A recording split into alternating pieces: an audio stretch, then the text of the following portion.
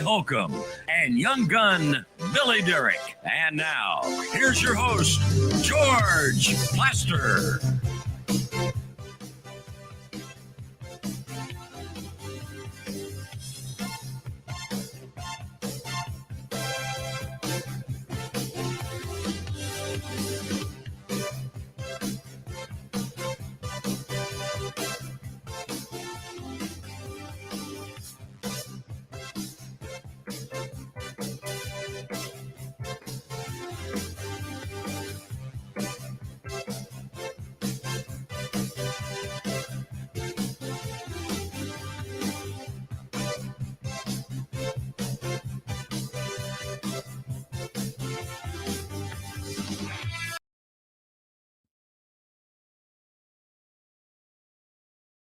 Hear me, Kelly?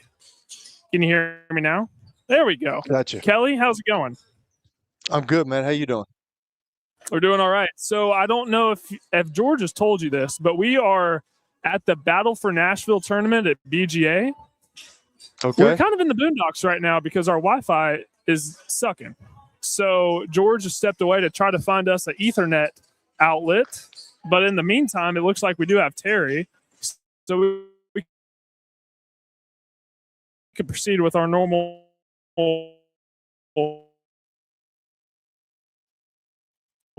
Titans update. Terry, can you hear us? I can. I apologize for the way my hair looks. I had a wool hat on while I was outside. So I've got static electricity hair. Terry, what's new with the Titans this week? Well, finished up the game against the Saints yesterday. They kind of fell apart in the second half, and they're getting ready to go play out the string down in Jacksonville. Now, the game has big implications for the Jaguars because they can win the AFC South and even have a path to the number one seed overall in the AFC playoffs. But for the Titans, it's basically just one last ride before they break this rodeo up and send everybody their separate ways for the offseason. Defensively yesterday, I was kind of shocked because for the first three quarters, I think they gave up 207 yards. And then I think it was the fourth quarter, 219 yards. What did Mike McCoy or what did the guys say about that? Well, they said they just weren't executing. Basically what happened was they couldn't generate enough pass rush, and Tyler Shuck just picked a terrible secondary apart. I mean, they're playing guys that are practice squad players, guys they got off the street, that've been cut by other teams. The secondary is a mess right now, except for Amani Hooker and maybe Darrell Baker. Everybody else is somebody that they brought in from somewhere else and learning on the fly and that sort of thing. Between the trades and the injuries that they've had, there's just really not much left in that secondary. What did Mike McCoy say about the play of Cam Ward yesterday? He's getting better. He's getting more consistent. But I will tell you this: watching the last couple of drives in the game, I love him. I've told you that. I really think he's going to be a good player. But I would like his energy, when the game is. And I don't know if it's I don't know if it's Mike McCoy. I don't know if it's the season. I don't know what it is. But when you get into situations at the end of the game, Terry, your adrenaline's got to be up. You got to stay calm. But we got to start going. And I was sitting here yelling at the TV yesterday, and I'm like, we've got to pick it up. Our heart rate's got to get a little faster. And I just felt like, I don't know. We made a great play on that one that was unfortunately on the second to the last drive where they say his knee was down. That was an unbelievable play. But it just seems like that he's got to get rid of the ball faster, and he's got to make his decisions quicker.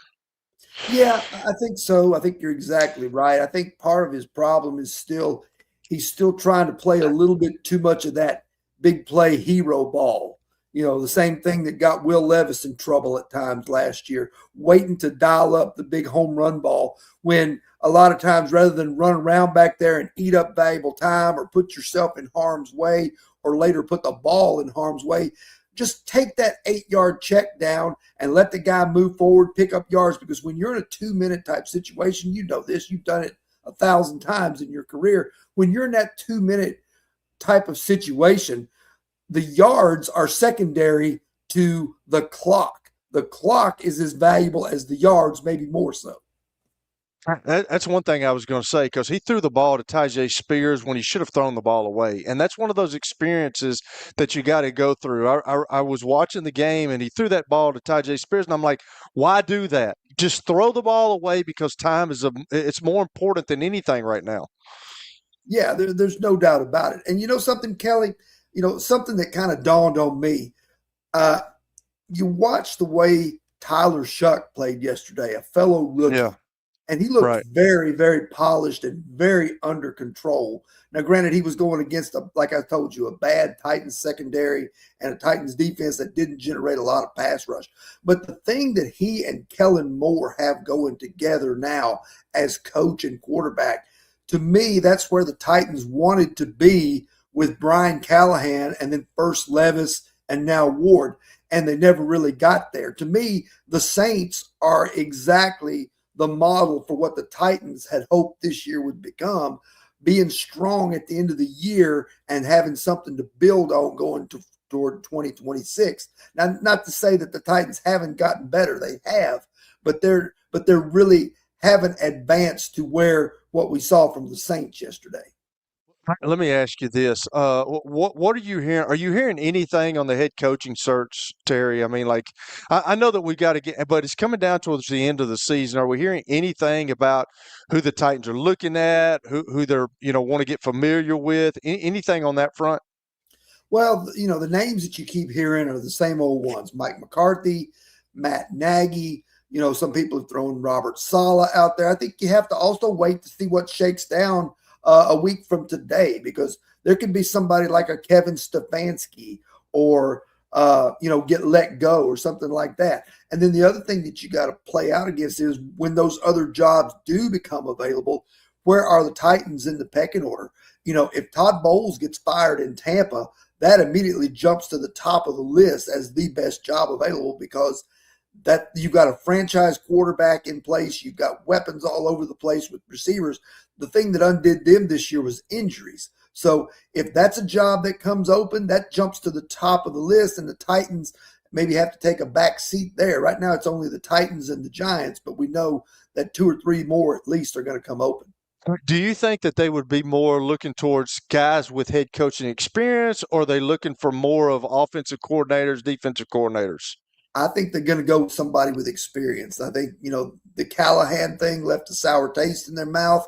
Now, granted, it's their fault that they hired a guy who had not called plays before and entrusted everything to him. The 2 fatal mistakes I felt like they made in hiring Callahan. One, he had not been a play caller before, and you can overcome that. But I think what he needed was somebody beyond just his dad, who was the offensive line coach. He needed somebody probably on the other side of the ball that had previous head coaching experience that he could kind of bounce things off of and lean on when things weren't going well. And I think now, this time around, the Titans will, when they go back out to the drawing board for a coaching search, I think they're going to look for somebody who's been there and done that a little bit. I'm not sure if George is on, but my last thing, is there anything else? I mean, what can we expect this last week? Because, Jacksonville's still got something to play for. They still could be a number 1 seed. So, is there anything that we've left out? Well, I just think that, you're starting now to look and see which guys fit into the plans for next year. There's several guys on this team, like Chigakonkwo, who had a nice game yesterday, who are free agents. You got to start thinking about which ones of those guys do you want to re-sign? Which ones do you need to move on from? Sounds good, Terry, man. I appreciate it. Thank you. Thank you for coming on. We'll talk to you tomorrow. All right. See you, brother. That's Terry McCormick with Terry's Daily Titans Update. Not sure where George or Parker is right now. George, you on? Because if he is, I cannot hear him.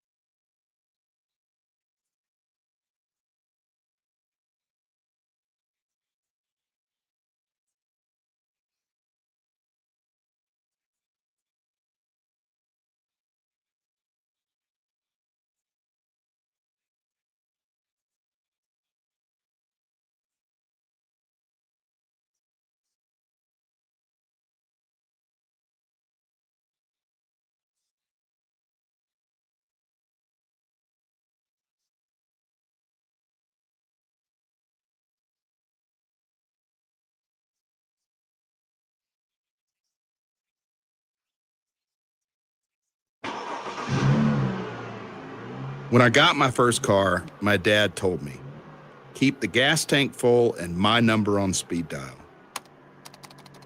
Now parents are telling their kids, save 615-242-9000 just in case. I'm Blair Durham. If you or someone you love is in a wreck, call us. We're here to get you the money you deserve. A golf cart from Mikey's Motors is the perfect way to get around this summer. Whether you're going to the park, school, or the playground, do it in a brand new golf cart from Mikey's Motors, Franklin and Murfreesboro. Summertime fun in Tennessee. That's what we sell at Mikey's Motors. Come see how we roll. If you're looking for fun, so I'm just out then. look no further than Strike and Spare No, not at Family all. Fun Centers. The bowling is a blast. The people around it make it even better. And you know what? They've got a staff that will make sure you have absolutely. a good time. So don't wait. Go have some bowling fun at Strike and Spare. Yeah, I the don't know official where. home I mean, because I can't hear anything. So what am I supposed to do? Celebrity Bowling Night. Here's David Levy of Levy's Men's and Women's Wear in Green All right, Hill. then. Sounds good. George, Levy's holiday collection is packed with bold looks, cozy favorites, and gifts that will make you and your loved ones smile.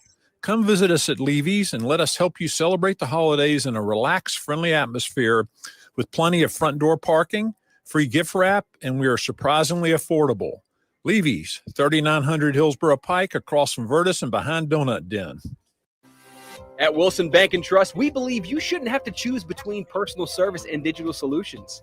As your local independent bank, we're proud to offer the relationships and trusted service you expect, along with the tools and technology that keep you moving forward. So whether you're growing a business, buying a home, or planning for the future, we're here to help.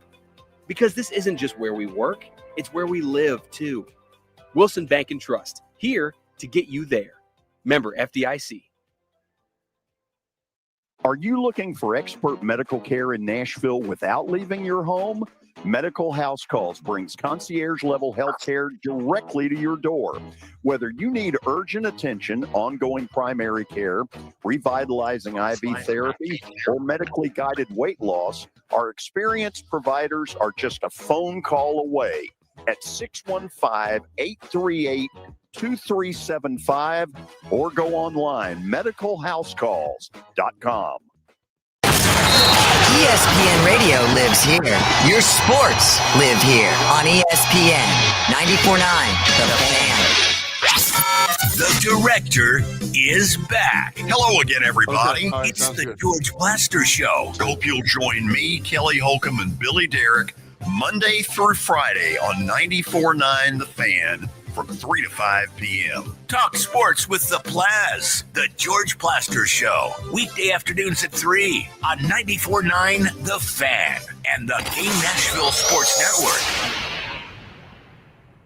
No one in Middle Tennessee should face hunger alone. With rising costs and recent disruptions to federal programs, right now too many families, many for the first time, are struggling to put food on the table. Second Harvest Food Bank of Middle Tennessee is here to help and needs your support. Whether you're seeking assistance or want to give back through donations or volunteering, visit secondharvestmidtn.org. Every dollar, every can, and every helping hand makes a difference. Stand with us, because together we can end hunger in our community. Now, here's your latest Fox 17 Code Red weather report. I'm Fox 17 meteorologist Greg Bobes. Forecast keeping it cold going into the afternoon and not much change. We'll keep things in the low to mid 30s with plenty of sunshine, and the breeze will continue on and off. Overnight, we drop down to near 20. Your sports live here on the Game Nashville Sports Network. ESPN Radio lives here. Your sports live here on ESPN 94.9 The Fan.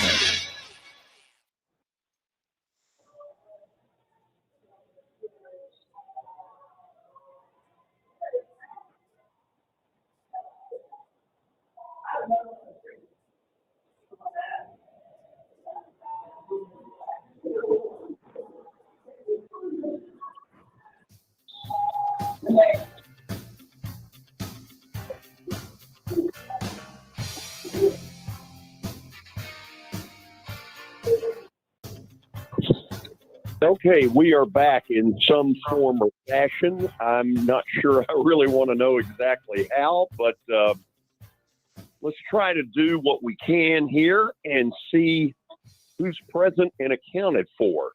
Kelly, are you there? George, I'm here. Can you hear me? That's wonderful. Did you have a good Christmas? I did have a good Christmas. How about you? It was good. It was good. Got together with a lot of family and had a lot of celebrations. And in one of those, participated in about a 2-hour wrestling match with an 11-month-old beautiful golden retriever. Oh, is that right? Yeah. Nice. Yeah. Let's just say I slept well that night and leave it at that. That's right. Absolutely. So I heard you and Terry talking during his daily Titans update. One thing I've noticed, Kelly, and I want to get you to comment on this.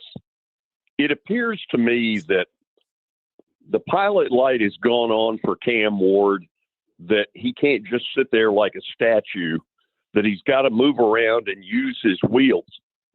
And all of a sudden, his level of escapability is starting to make their offense better.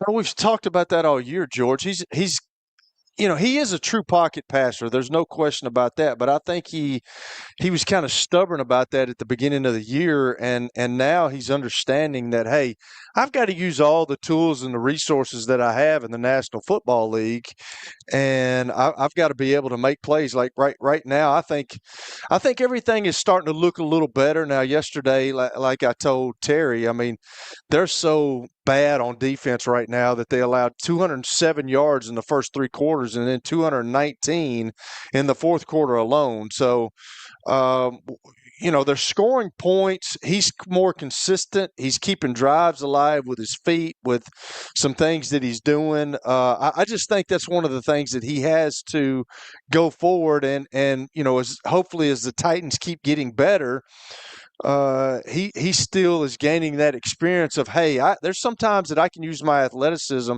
and take off running, because in today's football, that's what all these coaches want. That's what these guys want in college for sure. But in the pros, you don't have to do it all the time. But he's a thick kid. I don't think he's one of those guys that I've told you this. I told you all this about a couple of weeks ago, that he's really durable, I think. And I think he has to use his legs to keep drives going, especially, obviously, they got one more game. I wish he would have done it earlier in the season, but he was kind of stubborn staying in the pocket. And I think you're right. I think that has helped the Tennessee Titans offensively, of keeping their defense on the sideline where they can keep drives alive, and they're into more of these games. Now, in the future, hopefully, he won't have to do it out of necessity as much. But I mean, in watching the game last night, between the Bears and the San Francisco 49ers. Those are two of the best teams in the NFC. Brock Purdy, Caleb Williams, they both had to dance around, bob and weave, get out of the pocket. Purdy in particular was really effective doing that. And that's what they need from Cam Ward.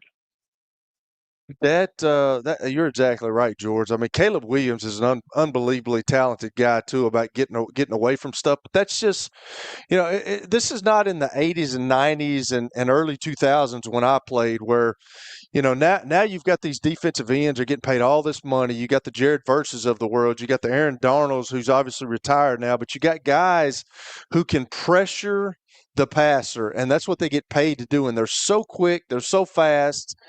And you, as a quarterback, you can't be a statue anymore. You can't be, Peyton was kind of a statue, but he got rid of the football. But you just can't be that anymore. And I think that Cam Ward's got a great sense of pocket awareness, and I think he's got some escapability that he has to use. Now, yesterday in the 2-minute drill, like I told Terry, I was really getting aggravated at him in the 2-minute drill because, he is a rookie. You're trying to win a game, but your heart rate's got to pick up, man. We got to go. Like, we can't just be – I know we had 3 timeouts, but we got to go. So he's going to get that. He's going to gain some experience about that. But I think he's a perfect guy for what the NFL is now. Now, I will say this, that you look at the Lamar Jacksons, you look at the Jaden Daniels, all these guys that want to take off running all the time, you see what's happening to him. Now, Lamar Jackson is different because I think he's learned how to play the position from the pocket, and he's kind of a unicorn. He's one of those guys that's unbelievably talented. There's nobody else that can do what he does, but he's injured. Josh Allen is one of those guys, but he's a bigger guy, and he uses his legs quite a bit, and I think that's what Cam Ward can be. I mean, he's a bigger, thick guy. And I do think that the experience that he's had this year and learning towards the end of the year that, hey, I may have to use my body or use my legs to get a first down. I think that's helped them, and I think that's kept them in some games. And, had that game yesterday, if the defense wouldn't just fell flat on their face in the fourth quarter, I mean, they were probably going to win that game too. Kelly, it's ironic. If you were to go back and look last night at the Bears game, and to me, this is one of the things that's changed in the NFL. The Bears go down by 4, and they've got a little over 2 minutes to try to drive the length of the field to ultimately try to win the game. But I think they were way too conscious of making sure that San Francisco never got the ball back with any time left, that in the end, I think they wasted some time. It got down to 4 seconds where Chicago had to make one play and couldn't do it. That's the other thing that's going on in that league, is that defenses are so scared of giving the team the ball back to the other team that they end up wasting time. Well, I'll be honest with you, George. Like, I would be scared, too, with the San Francisco 49ers, the way that they're playing right now, if I was a defensive coordinator, if I was a head coach of a team, because last night was the first time their guy punted in the month of December. He had a couple of punts, but, like, they have been hitting on all cylinders, Brock Purdy and those guys, and they've, they lost Brandon Ayuk. George Kittle was out last night. They've had injuries, so it's kind of amazing what Kyle Shanahan has done with that offense. And Brock Purdy, when he came back, he was kind of rusty. He missed a couple of games, but you may be right on that, George. But I will say this: all you can ask for is what happened at the end of the game with Chicago. They had one play to win the game, and that's all you can ask for in that situation, being on the road. It was the first time, I think, Mike Tirico talked about last night, that it's the first time, I think, in NFL history that two teams have gone 7-7 tie, 14-14 tie, 21-21 tie, 28-28 tie, 35-35 tie. That was an unbelievable game, and Chicago had a chance to win it at the end. And if he was able to get a little bit more on that ball, Chicago's going to win that game last night. So you can look at it both ways. I think people are kind of, I think they're taking that into consideration when they're not trying to leave time for the other team. I think that's, that used to happen all the time, but it doesn't really come down to that. But, the last couple of years it has. But if I'm a team right now that's playing the San Francisco 49ers, I'm doing my best to keep their offense off the field because they are hitting, like other than what they did on the first play of the game when he threw a pick six when he got tipped up. I mean, they scored for like 4 or 5 straight possessions. It's crazy what they're doing. Yeah, they've become a machine. Kelly, back to the Titans for a minute. I've made jokes about this, although I don't know that my joking isn't halfway serious. I think one of the biggest things that Brian Callahan whiffed on was Chigakonkwo. We were putting more of an emphasis on Tyler Lockett and Tyler Boyd and a bunch of retread has-beens. And here we had a tight end that can get down the field, can get big chunks of yards. Not that everything's perfect right now, but at least somebody has opened up for the new coach, whoever's going to come in here, that look, you've got a tight end that can do way more than the previous regime thought. And to be honest, it makes Brian Callahan look stupid. I've told you for several years, George, Chigakonkwo is the real deal. He is a good football player. He may not be and I don't know. I'm not in. I hadn't really paid attention to him blocking wise. He's not an overly tall guy, but you look at what we just talked about the Chicago Bears. They've got Cole Kmet, and then they've got the Loveland kid that's a rookie. That you're talking about matchups. That's what the New England Patriots used to do when Tom Brady. I mean, obviously the former Aaron Hernandez, and then they had Rob Gronkowski, but like that puts you at a major disadvantage when you got two guys that can play. And Gunnar Helms, I think, fits that. I mean, I think he's more of a blocker, but I mean, I think he can get you yards after catch. But Chigakonkwo is one of those guys that's a hybrid guy. And I told you last year or 2 years ago, I thought the dude could play, and they weren't getting him the football. And now it's taken this long to figure out that, like last week, they were trying to throw him screen passes. You don't see that much with tight ends in the National Football League. Now, if you got a special guy, yeah, you do that. But like he makes plays. He's thick, lower body wise. He gets you yards after catch, and he makes tough catches. And when he catches the ball, he's going to give you something. So as a quarterback, I used to love those guys because all you got to do is just get it to them, and then they're going to break tackles. They're going to get you extra yards, and that's what he can do. And it's finally time that somebody figured that out, George. And I think if they could use Gunnar Helms and Chigakonkwo in years to come, I think you could get matchup problems against defenses. Yeah, Kelly, if you look at some of the better teams in the NFL, Buffalo being a prime example with both Kincaid and Dawson Knox went to Brentwood Academy, that has been a big tool for Josh Allen. And here, we haven't had any of that, really, since Frank Wycheck, for the most part, of a tight end that can get down the field and cause matchup problems. Well, they've got one for sure in Okonkwo, even though he was placed in witness protection for a year and a half. For what reason, I have no idea. What's your gut feeling on Gunnar Helm? I think he's going to be a good player. I really do. I think he's big. I think he's going to be. He's probably got to learn how to be a little bit more physical. But like I think he's another draft pick that is going to hit for this new regime, and I think he can develop into something nice. And I think both of those guys can be a big 1-2 punch. Now, whether that turns out, time will tell. I don't know that. But I think you have to have, like when I was on good teams in the National Football League, you just talked about the Kincaid guy and Dawson Knox for Buffalo. But like if you look, when I was on really good teams, we had two good tight ends. I mean, I had Kenny Dilger and Marcus Pollard, and we've had Marcus on this show before.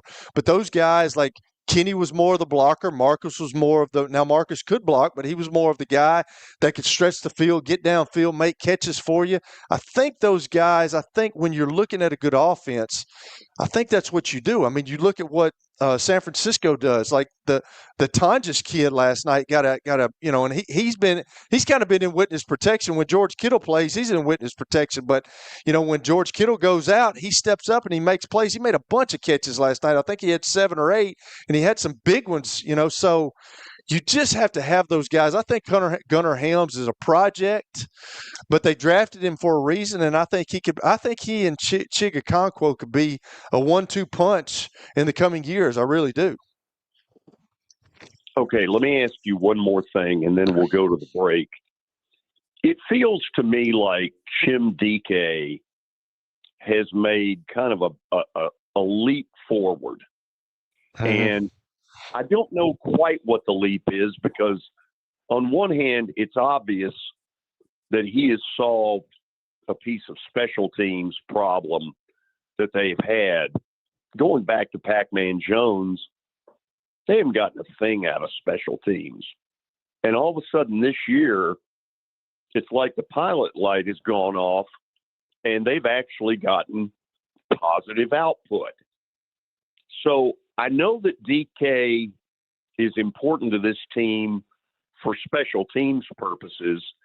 As a receiver, what level do you think he is, and what's it fair to think he can get to?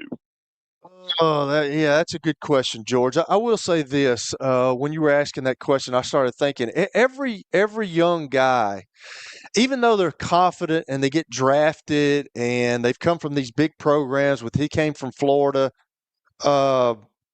there's always the sense in the back of your mind when you first come to the NFL as a rookie to say, do I belong? And I think every rookie goes through that. Can I really play in that league? I know I did what I did in college, but can I really play in that league? And the last couple of games, now he's done really good on special teams. I think he's got the most, the total yards in special teams, or I think he leads the National Football League in that.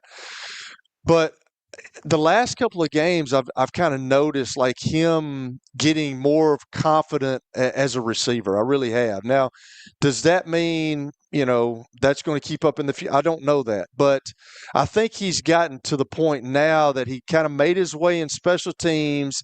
Now he's getting a shot of showing what he can do on offense. Every guy's got to get better at route running. When you come into the National Football, I even told my son this the other night watching a game. The route running in the National Football League is not good to me. I just remember, me being at a small school, but I had guys that really taught the details. But you got guys running across the middle and they're giving ground. They let DBs get underneath them. Everybody's got to work on their route running, and he does too. But I will say the last couple of games, I've sensed the confidence of him picking up, saying, hey, man, you know what? I knew I could do special teams, but I can play receiver in this league too. And I think, I think he and Ayuman I think both of those guys have got some experience this year, some great experience. And I think both of them now think, hey, you know what? I had a question if I could play in the league, but now I know I can. Now I've just got to get better at my trade. I've got to work on catching the ball, being consistent with my hands. I got to be exactly where the quarterback wants me to be and where these coaches want me to be. I need to show that they can trust me, and I'm going to be a professional about it. And that's what I see in him right now. And I think he's got some good years ahead of him. I really do. Kelly, as you and Terry talked about earlier, it got out a little while ago that Marcus Freeman will be back at Notre Dame. There had been rumors all over the place, one of which had the Titans being one of the teams kind of snooping around on him. We'll go to the break. We'll talk about that particular situation and where we think this coaching thing is really headed. So stick around. This is the George Plaster Show. When I got my first car, my dad told me, keep the gas tank full and my number on speed dial. Now parents are telling their kids, Save 615-242-9000 just in case. I'm Blair Durham. If you or someone you love is in a wreck, call us. We're here to get you the money you deserve.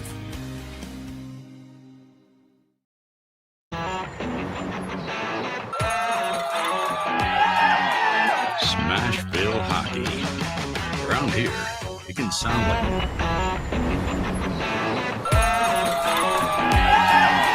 Smashville hockey. Around here, it can sound like a language of its own. But hey, if you can pronounce Demumbrian, then names like Yossi, Shea, Marchessault will roll right off the tongue. Nashville Predators, only in Smashville. Sports and Social at Green Hills Mall is the new home for our Football Night in Nashville promotion. Their food is terrific. Their TV setup looks like a racing sports book in Vegas. And if you're a sports fan, you can't beat it. Starting September the 4th, we'll broadcast from Sports and Social every Thursday night. There's Pop-A-Shot, great football, and the chance to win a beautiful Mikey's Motors golf cart. See you at Sports and Social in Green Hills Mall. Season with gift items for you or your significant other. Here's David Levy of Levy's Men's and Women's Wear in Green Hills. Hey, George, as a 170-year-old clothier, we are loaded for the holiday season with great gift items for you or your significant other. Plus, we have front door parking, experienced associates to answer your questions, free gift wrap, and we are surprisingly affordable, even for you. This holiday season, treat yourself to a touch of luxury without any of the fuss. Levy's Green Hills, 3900 Hillsborough Pike, across from Virtus and behind Donut Den. You've heard me talk about the putting zone. Well, guess what? It's now open, and it offers a revolutionary indoor golf experience featuring state-of-the-art putting surfaces designed to replicate real-world course conditions. It allows players of all skill levels to practice, compete in tournaments, and connect year-round. Go by and see them at 3040 Sidco Drive and tell them Plaz sent you. George@gmail.com. We will fit your budget and your needs. It's the George Plaster Show. Your sports live here on 94.9 The Fan. If you're ready to turn your backyard into your picnic destination, it's Pizza. Pizza Outdoor Living. Thanks for what matters. So back at the studio, we're now up at our broadcast site. There we are. Gee, I bet that's exciting. Kelly, we are here basically for something called the Battle of Nashville. Okay. And this is a thing a friend of mine, Aaron Morrison, has put together. And it really is a pretty amazing thing. They've got 16 teams in here for a post-Christmas tournament, and that's pretty cool stuff. Absolutely. I've done the post-Christmas tournaments, the Christmas tournaments with my daughter. There's a lot of people that are interested in that. And now, since high school football is over, everybody's into basketball now in high school, except for the college folks and the pro folks. So let's talk about Marcus Freeman. There's no doubt that the New York Giants were snooping around very seriously, and it was getting out last weekend that so were the Titans. He's staying at Notre Dame. For the life of me, other than using it as leverage, I never could figure out why he would make this move. You talking about make the move to stay at Notre Dame or make the move to go to the NFL? Oh, yeah, no, absolutely not. I mean, it takes a special person to go to the National Football League, but if that's your goal, I mean, I always talk about on this show, you never know a guy's goal. If he's trying to get to the National Football League, maybe. But, yeah, if there's a lot of headache in college, there's a lot of headache in the pros. If it's me, of course, I was able to play. I would much rather coach in the pros because of the recruiting deal, the NIL deal. But I'm not sure that, it just seems like, and I don't know this, I'm just throwing something out here, but it seems like he's more of a college type of guy. You've heard Nick Saban talk about when he went to Miami and coached for the Dolphins. He really enjoyed it, but he didn't think that he could have the impact on young men that he had when he was in college. So that's why he went back to Alabama. I think Marcus Freeman is the same type of guy. I think he enjoys being part of these young men's lives. When you get to the National Football League, it's about winning games, which that's what it is in college too. But you can have more of an experience and you can have more of an impact on young people's lives when you coach in college. And I that's just kind of how I see Marcus Freeman. So I guess I'll take it the other way, Kelly, because I think Marcus Freeman is capable of NFL kind of stuff. I'm very impressed with him. Well, I would think he would absolutely be. I mean, I think he's you can tell that the guy's got his stuff together. He's organized. He's very decisive in the decisions that he makes. Just watching some interviews with him, I think he's a straight shooter. I think kids respond to that. I think he would probably be a great head coach.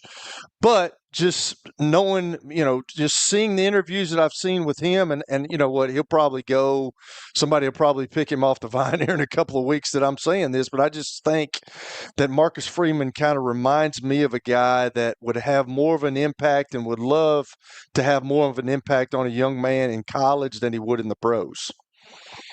So take this one step further, Kelly. I keep hearing the Titans need an experienced head coach. Kind of tell me what you think they ought to be looking at. Oh, well, George, they got you've said it before. I think they have to look for an alpha male. I think they had one, and you see what he's done at the New England Patriots. He's been there for 1 year, and they just won the AFC East championship. Like I don't. Like you had that guy here, and if you would have allowed him to do his job and do the things that he wanted to do, obviously the guys loved him. He had a problem maybe in the organization with the higher up management, but like I think you got to have somebody like that. That's why I wanted to ask Terry that. Like, are you? And y'all answer this for me, George. Like, are you looking for an experienced guy that comes with all these medals, which I don't know if there's any out there, but like, are you looking for an experienced guy as a head coach? Or are you looking to take another coordinator? Because you just took Brian Callahan, who had never really done much. Like I'm not saying that. I shouldn't have said that. But like, he's never called plays. He's never been over an organization like that. You threw him in there, and you see what you get. So I think he's got to be an alpha male. I think he's got to be somebody that comes in there like a Marcus Freeman, who's very organized, who knows what he wants, and he's going to tell you, hey, I want this, this, and this. That's what I need. I think that's the kind of guy you got to look for.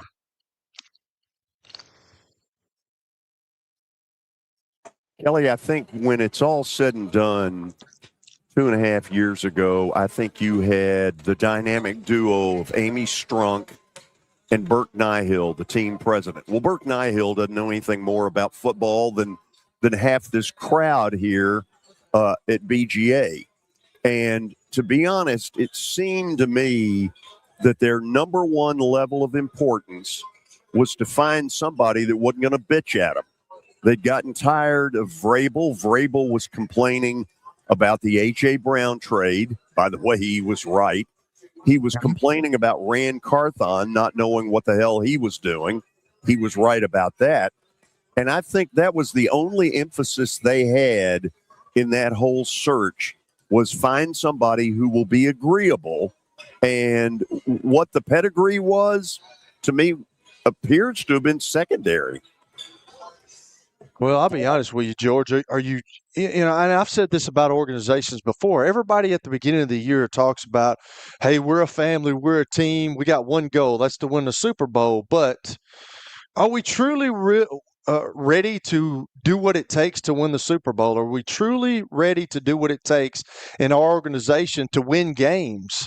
And I've said this over and over. When the Tennessee Titans back in the day, when they came to Nashville and I played against them, it was a totally different story than it is right now. And I firmly believe that if they would have left Mike Vrabel in place, I don't think you would be in the situation that you're in right now. I really don't. If you'd have given him a little bit more leeway and said, "Hey, I want a little bit more control of, if I'm going to eat the groceries, I want to go buy the groceries."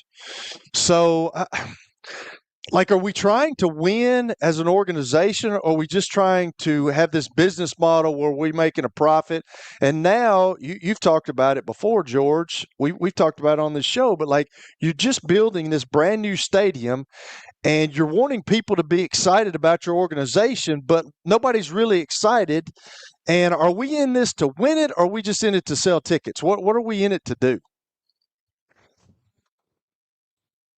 Kelly, I think when it's all said and done, that right now, probably the only person in that organization that's fully prepared to go the distance is the new GM, Mike Borgonzi. And it seems to me that he's going to have to win this power struggle with Chad Brinker and somehow get Brinker out of the picture and get himself fully immersed into it. And she hired him for a reason. She's going to have to trust him at some point. I totally agree with that, George. And I think, just looking what he's done on the football end of it, I think these young guys that they've drafted, I think he's shown that, hey, I've been around Andy Reid. I've been around Brett Veach. I've been around all these guys that have got a winning pedigree in Kansas City, and I learned a little bit. Some of that rubbed off on me, and I think he knows what he's doing. Now she hired him for that. Let him do his job. Kelly, hang with me.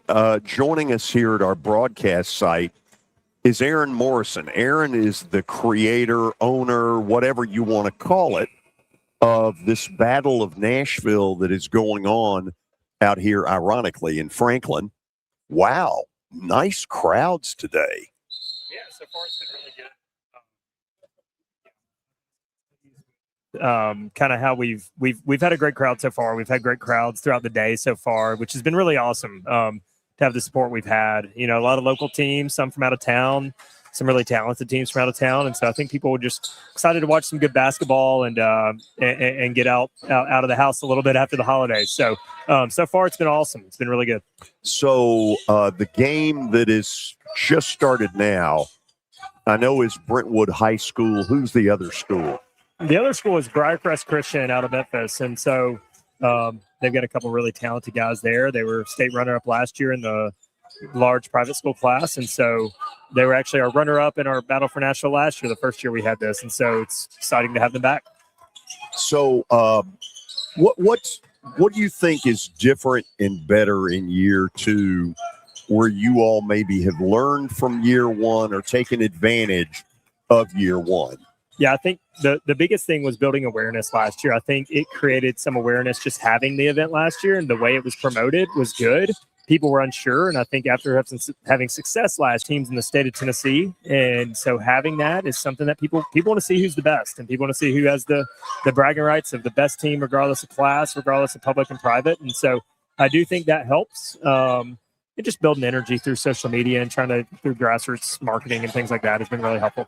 I have no idea. I'm going to ask something really stupid, but in whatever the rules are, what can teams do or not do as far as number of games, Christmas break, that kind of stuff? Yeah, so there are some limitations to it. This week, some of these teams will play 3 games, some will play 4, depending on results. It'll all count as 2 games on their schedule at this event because it is a tournament. So they're allowed a certain number. I don't know the exact number of exempt events like this, where it counts as 2 games, regardless how many they play. And so some of them will play something before Christmas, something post-Christmas, and then something Thanksgiving. So I think you're allowed 2 or 3 of those type of events each year. I get what the advantage is on the college level, because when they get to postseason play in their conference tournaments, they may play 3 games in 3 days. On the high school level, what's the advantage for a team of this? I think really the biggest thing is a lot of these teams are starting their league play. Some are starting the end of this week. Like, for instance, that BGA and Providence Christian will play each other on Friday. and that'll be, a big time league game, and they'll get in the meat of their league schedule. And so I think it just helps just get them back in the swing of things and playing high level competition to get them ready for that. And then also in your region tournament, you're going to have to play back-to-backs against good teams in the semifinals and finals. In the state tournament, sometimes you're going to play a back-to-back days or a day apart against really high-level teams. So it gives you that short prep window to get ready for those type of environments and those type of settings. And then just playing high-level competition, you just really see who you are and see what you need to work on when you play teams that are really talented. And so I think it's beneficial in those ways. So talk to me about some of the teams that have not played yet, what the schedule brings for the rest of the day and a little bit of tomorrow if you can. Yeah, so tonight we've got 3 more games after the one that's going on right now between Brentwood High School and Briarcrest. The next game is Chattanooga Prep, who 2-time defending state champs in single A and pretty much have everybody back from their past 2 years of teams. They were really young when they won those 2, and so they're really talented, and they'll play Providence Christian, who's the defending state champs in smaller private school class, and have top 30 player in the country. Then after that, we got the home team, Battleground Academy against Maryville out of Knoxville. It should be a really good matchup there. And then the last game of the evening is Independence, who is coming off 3 consecutive state tournament appearances, and they'll play Heritage Christian out of Los Angeles area in California. And they were a top 50 team in the country last year. And so they're a really talented program with a lot of young talent. And so we got 3 high-level games after this one. And then tomorrow morning we kick off with, could be a really, really incredible game between Bartlett, who's the number 11 team in the country, against Pope John Paul, who has one of the best players in all of Nashville, and Trey Pearson. And then the game after that we'll have at 10:30 will be the winner of the game right now between Briarcrest and Brentwood against Brentwood Academy. And then we'll have the other 2 quarterfinal matchups following that at noon and 1:30. And then the semifinal games will be tomorrow evening at 6 and 7:30. How much easier is it to get teams to say yes than when you put this on paper 2 years ago? It's a lot easier having proof of concept. So you show kind of what the event looked like last year. The people that were there had a good experience last year and were able to say, yeah, it was well run, it was organized, the game started when they were supposed to, the officials showed up when they were supposed to. When those things to check those boxes, and it legitimizes what you're doing, and then you have a good presence on social media and promotion and things of that nature, it does give people confidence to commit to what you're doing. And so I think that helps a lot for sure. It was a lot easier to get good teams to say yes this year. Okay, if a person wants to come over the next couple of days, kind of the last thing for you, what do they need to do? Yeah, so the easiest thing is to show up at Battleground Academy, and at the gate you can pay for a session pass, and that gets you into every game of the day. Or you can pay for a tournament pass, which if you're not there today, it probably wouldn't be as beneficial. But pay for a session pass, and you can come in and stay for all the games in that facility. There'll be 2 facilities going tomorrow, and so it'll get you 1 session pass. Will get you into all 8 games. And those session passes are $20. And so that would be the easiest way to get here. You can also buy tickets online as well. And you can find those on our social media pages on Battle for Nashville on Instagram and Twitter. Congrats. I love what I'm seeing. It appears to me that you've taken a huge step forward in this. Well, that means a lot. Means a lot coming from you, and I respect you a lot in what you do. And so it's been a lot of fun, and I appreciate you having me on. Aaron, thank you. Yes, sir. Thank you. Aaron Morrison is the man behind creating all of this, and he joins us here at our broadcast site. Kelly, you've seen a few of these over the years, haven't you? I've seen a bunch of them, George. I really have. I mean, you get when your daughter's playing basketball, or when you got a child playing basketball, it's like it never ends, man. You got the summer leagues, and then at Christmas time we have the Christmas tournament. So I've been there, done that. Absolutely. So back on the Titans here for just a second. So somebody with experience, what else is important to you in that? I think he has to have a vision of what he wants. I think he has to have a vision of, because I'm not sure that the Titans really know who they are right now. Of course, they're in limbo with the coach that's an interim guy. But are we going to? And I've said this before. When Eddie George, when when you have all these guys that have been in this organization for a long time, when Jeff Fisher was the coach, they were a run team. You had Steve McNair, who was good at play action. He could drop back and throw. He could move things around, but they were known as I'm gonna slow the game down. I'm gonna be nasty. I'm gonna fight for yards. We've got these good running backs. And then Brian Callahan kind of came in and changed the dynamic of what the Tennessee Titans have always been. So I think your coach needs to have a vision of what he wants to be. Like, is he a pass-oriented guy? Is he whatever it does to win a game type of guy? Do I like running the ball type of guy?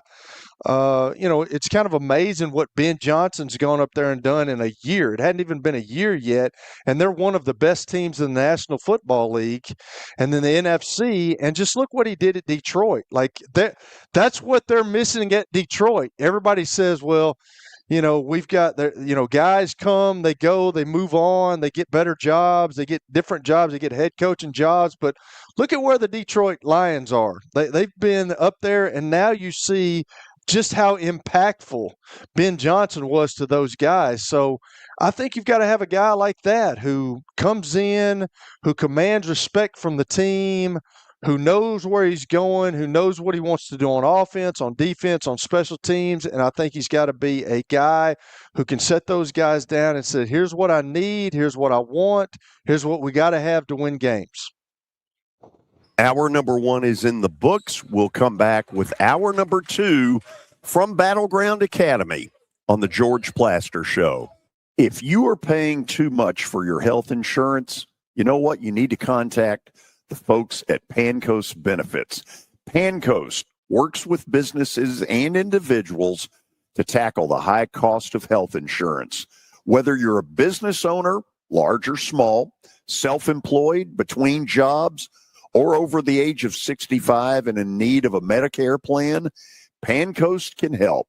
They make understanding your benefits less difficult and more personal. So check them out today, pancoastbenefits.com, or call them at 615-292-3400 to tackle the high cost of health insurance. Whether you're a business owner, large or small, self-employed, between jobs, or over the age of 65 and in need of a Medicare plan, Pancoast can help. They make understanding your benefits less difficult and more personal. So check them out today, pancoastbenefits.com, or call them at 615-292-3400.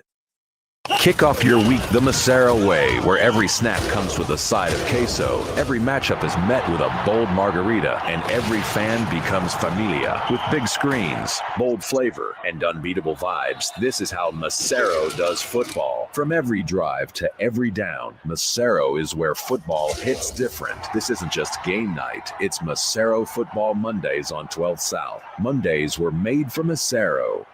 Now, here's your latest Fox 17 Code Red weather report. I'm Fox 17 meteorologist Greg Bobez. Forecast keeping it cold going into the afternoon and not much change. We'll keep things in the low to mid 30s with plenty of sunshine, and the breeze will continue on and off. Overnight, we drop down to near 20. Your sports live here on the Game Nashville Sports Network. When Mike's fleet started breaking down more often, downtime was costing him money and customers. That's when he turned to Relodyne with their reliable fuel, lubricants, and performance solutions. His trucks stayed on the road, his crews stayed on schedule, and his business kept growing. Relodyne keeps my business moving so I can keep my promises to my customers. Relodyne, reliability delivered. Learn more at relodyne.com. No one in Middle Tennessee should face hunger alone. With rising costs and recent disruptions to federal programs, right now too many families, many for the first time, are struggling to put food on the table. Second Harvest Food Bank of Middle Tennessee is here to help and needs your support. Whether you're seeking assistance or want to give back through donations or volunteering, visit secondharvestmidtn.org. Every dollar, every can, and every helping hand makes a difference. Stand with us, because together we can end hunger in our community. Your sports live here. WBUZ HD3 Laverne. All around the world on the Game Nashville app. We are the Game Nashville Sports Network. ESPN 94.9. The Fan. It's the George Plaster Show. Your sports live here on 94.9 The Fan.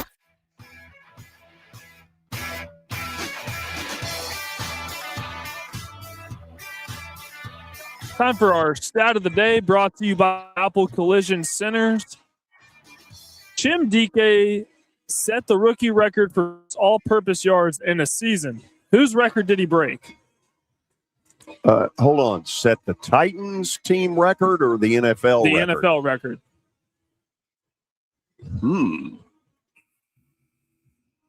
Kelly, you got any thoughts? So the rookie record for most all-purpose yards in the season, whose record did he break? Who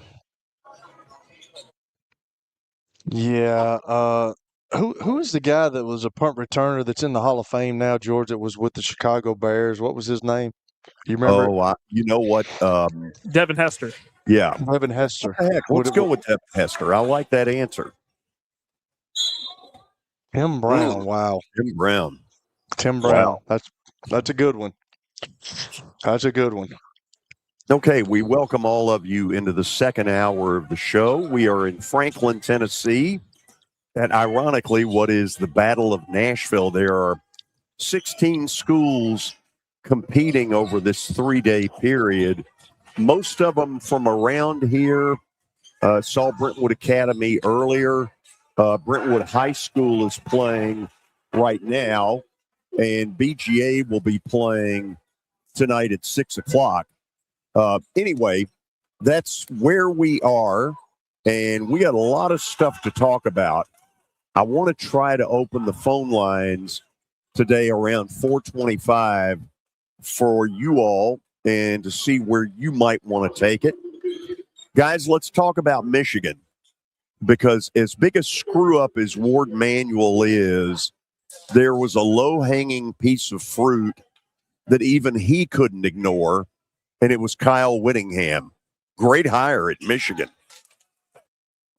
Yeah, I think you're absolutely right, George. I think he kind of fits Michigan, and I think I think he's taken Utah. You guys may differ, but I think he's taken Utah as far as he can take them. And he talked about in his press conference the other day about hey, we're trying to get in the top 12. We're trying to get national championships around here. This is what this place is about. And I think with a guy that has done it well out west for a long time, I think that's the type of guy that they had to bring in like that. No, you don't hear anything about Kyle Whittingham. You don't hear any scandals about him. And with the way that Michigan has gone the last couple of years, and with all the scandals that they've had, and this new one with their former head coach, I just think that he is kind of the guy, the upright guy, the outstanding guy to lead their program back to maybe the promised land. Yeah, Kelly, you bring up a great point, because think about all the internal issues going on at Michigan, not just with the football program, but the basketball as well with Juwan Howard. You bring in a guy like Kyle Whittingham, who is one of the most liked, most credible guys in the country, and you got to ask yourself, is Kyle Whittingham an upgrade from Sharon Moore? And I don't think many people would say that he isn't. He definitely is an upgrade. And he got a 5-year deal. So what Kyle Whittingham can do is bring stability to Michigan, get them on a good path where, the old term Michigan man, actually bring that back to what it used to be. He runs the football. He's good at the line of scrimmage, has the good defense, so he fits the Michigan model already. So I think this was a home run hire, and at the end of his 5 years, because he's 66 right now, he'll be in the 70s, he'll set them up to go get a long-term answer.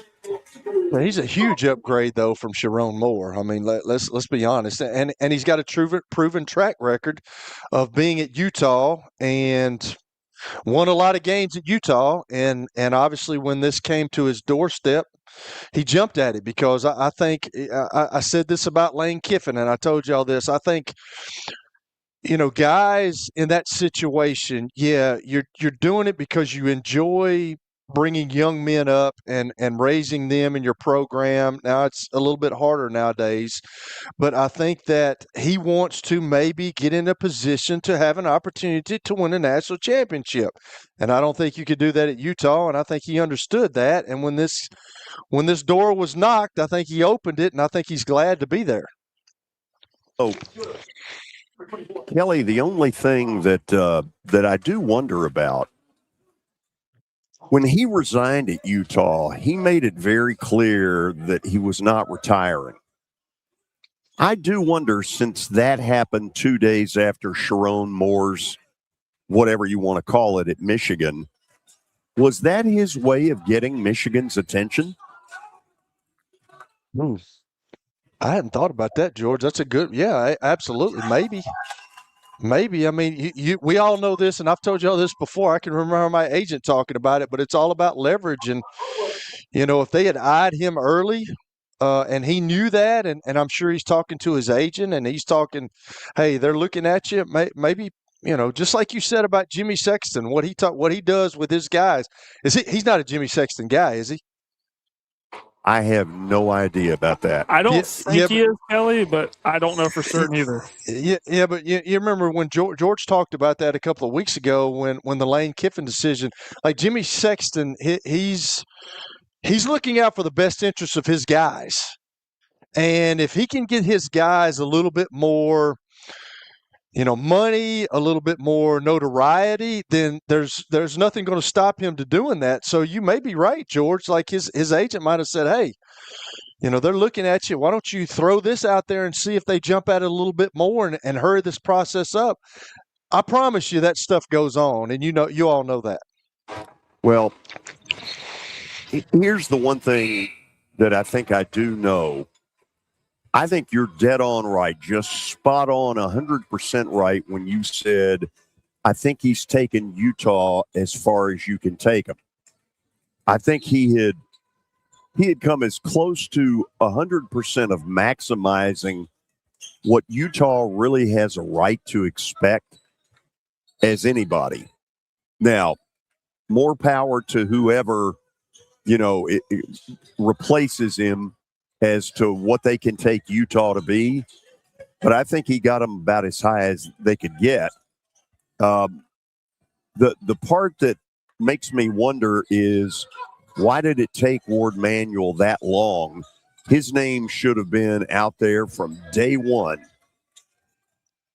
Yeah, but I'm not. I think things happen for a reason, George. But I don't necessarily think that Kyle Whittingham is probably a sexy hire.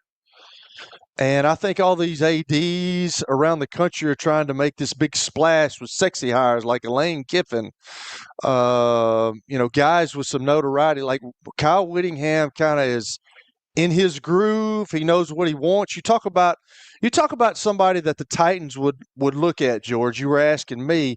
I think Kyle Whittingham has been in this business long enough where he's been around for a long time. He's got experience. He knows what he wants. He's got a vision for his program. You asked me about the Titans. I think that's what they have to have. I think that's who Kyle Whittingham has, but I guarantee you Ward Manuel was he was trying to pluck somebody else with a little bit more notoriety.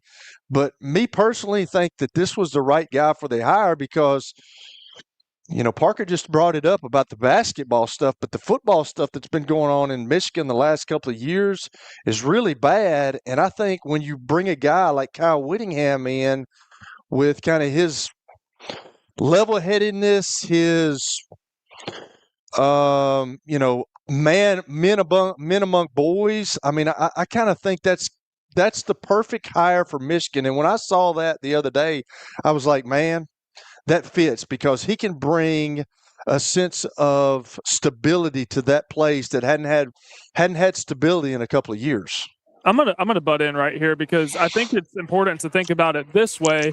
Texas Tech kind of sped up the timeline for everybody in the Big 12 because they went out and bought their entire roster and look at where they are 1 year later compared to where they have been in the past. Why else would Utah be getting involved with private equity to try to bring in all this money to so that they can compete like the Texas Techs of the world. And Kyle Whittingham's coached for over 20 years. It's not like he's going to forget how to coach football. Dude knows how to coach football. The difference at being at Michigan versus at Utah is at Michigan, they're going to give you every single resource possible to go out and get the players that you want to run the system that you want, and that just wasn't available at Utah. Well, I think one of the things that Michigan's got to quit worrying about is the whole Michigan man thing. The Michigan man is a cheater. In the last 10 years, the Michigan man is a cheater. The Michigan man wears, different headwear to hide himself at other people's schools. The Michigan man is a joke. And look, it's going to take a while to repair that. But this whole we needed to keep it in family for what? You talk about a dysfunctional pile of crap. Michigan's been nothing but a bunch of cheaters.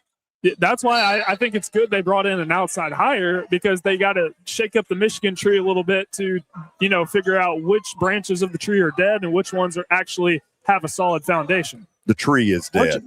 Yeah, don't y'all think those days are over, those guys? Like, everybody used to, like, the Joe Paternos and the Woody Hayes and the Bear Bryants of old. Like, you're not going to see that anymore. That's just the way society is. But does it truly matter anymore to get a guy that's maybe at a smaller school, but it's these big places? Does it truly matter about getting a guy that's a Michigan guy or an Alabama guy? It's about winning, and I don't think anybody cares about that anymore. Well, I'll say this. It'd be interesting. Ryan Day, the Ohio State people right now are cool with Ryan Day. But if Ryan Day had lost, if Ryan Day had lost to Tennessee a year ago after the defeat by Michigan, would he be their head coach right now? I don't think so. Pitchfork in one hand, lighter in the other. Yeah, I think he would have been gone. While we have a couple of minutes, is anybody like me really disappointed? Missouri put the most nothing effort out there against Virginia Saturday. What the hell was that? I didn't really watch the game. I was back and forth on it, George, but I just think that's what you're going to get now, man. I truly do. Plus, they lost both their starting quarterbacks this year. Even at the end of the game, that young man, they made a big deal, which I don't think they should, but he's a walk-on, but he almost hit that pass. But I just had a chance.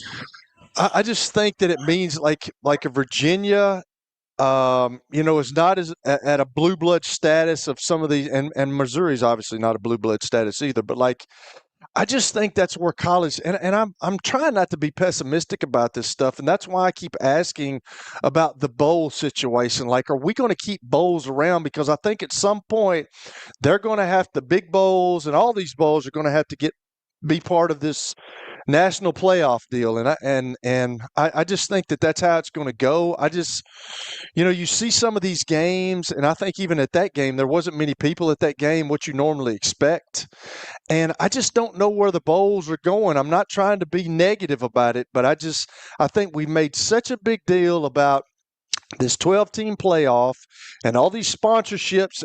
Even I was reading something today, and the guy that was writing the article said it feels like it's been 3 weeks since we saw a playoff game. Well, we've had a bowl game on every night. So football's been around, but that's the way the majority of people are thinking. Like, this was a reporter that was writing a story, and he was like, I feel like that I haven't seen a playoff game in 3 weeks, and that's the way society feels right now. And I don't know where it's going. That's just the way I feel. Opt-outs. That's my only comment. Opt-outs. Missouri was down to their fourth-string walk-on quarterback at the end of the game. I mean, what are they supposed to do? So, meanwhile, the Texas Bowl had LSU and Houston, which is a rivalry that doesn't get played a whole lot, but there are a ton of LSU people in the Houston area. Kelly, I think the one thing that Lane Kiffin may have learned in watching that team, he didn't coach it, but he was physically on site.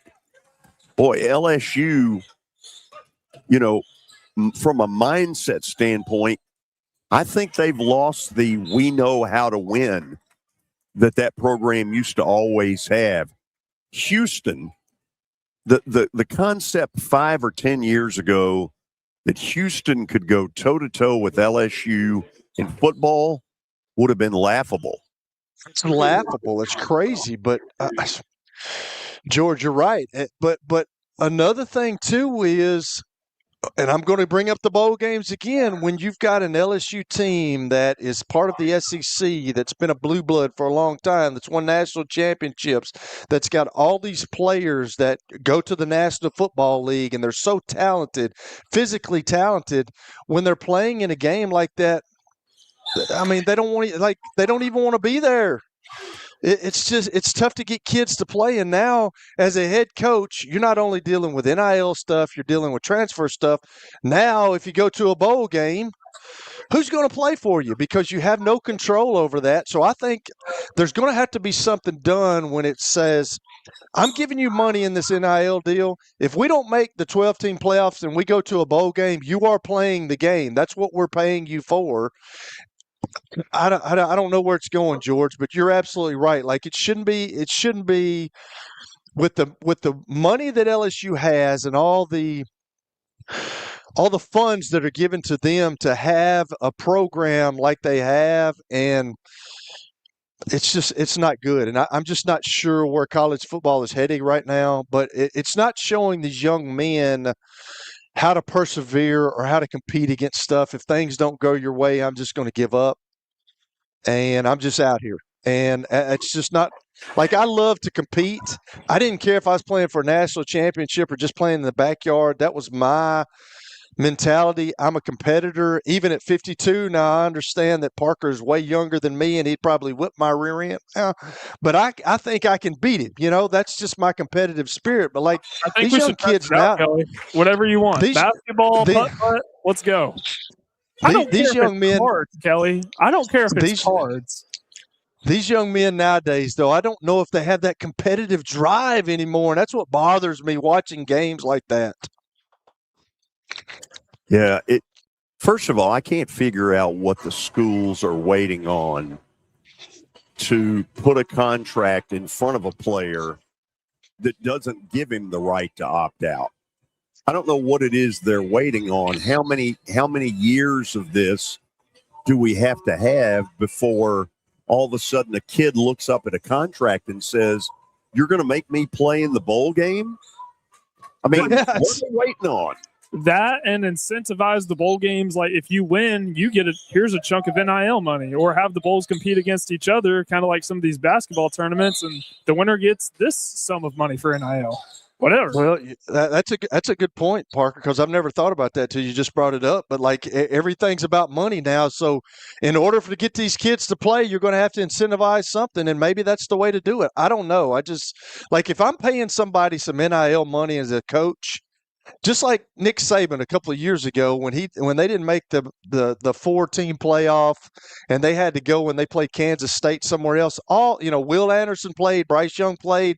He got all those guys to play. I think Kirby Smart's the same way. I mean, he's going to get those guys to play, but it's not like that everywhere in the country. Okay, we're going to go to the break, and then we're going to open up the phone lines and see where you all may want to take it after a weekend of some crazy football. Phone lines are open at 615-759-9949. Again, 615-759-9949. We'll take your phone calls next on the George Plaster Show. When I got my first car, my dad told me, keep the gas tank full and my number on speed dial. Now parents are telling their kids, save 615-242-9000 just in case. I'm Blair Durham. If you or someone you love is in a wreck, call us. We're here to get you the money you deserve.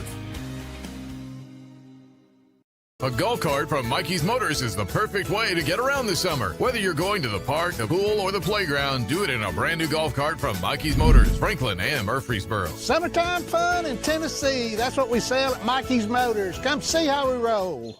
Venture Express has been helping people in this area for more than 40 years. They're headquartered in Murfreesboro with over 30 years of dedicated fleets involving production, manufacturing, and corrugated experiences. They're an asset-based company with over 700 tractors, 4,000 trailers, and 800 drivers. If you need their help, dial them up 615-793-9500 or log on to ventureexpress.com.